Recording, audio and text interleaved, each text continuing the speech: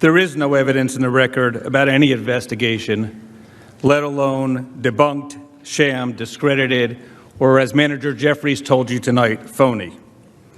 The House managers haven't cited any evidence in the record because none exists. A couple of days ago, I read to you a quote and statements from Vice President Biden dealing with corruption in Ukraine. What I didn't tell you was he made those statements before the Ukrainian parliament directly. He spoke about the historic battle of corruption. He spoke about fighting corruption, specifically in the energy sector. He spoke about no sweetheart deals. He said oligarchs and non-oligarchs must play by the same rules. Corruption siphons away resources from the people. It blunts economic growth, and it affronts the human dignity. Those were Vice President Biden's words. So the real question is this.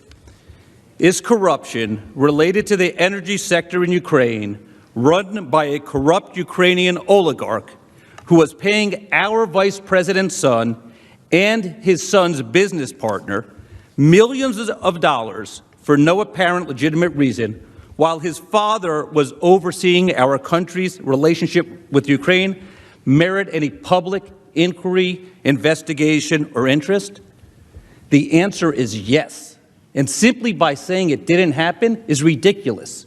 And with all due respect to the House managers inciting to our children, the message to our children, especially when you're overseeing a corruption and trying to root it out in another country, is to make sure your children aren't benefiting from it.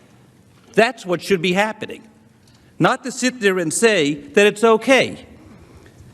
The House managers don't deny that there's a legitimate reason to do an investigation. They just say it was debunked, it's a sham, it's illegitimate, but they don't tell you when it happened.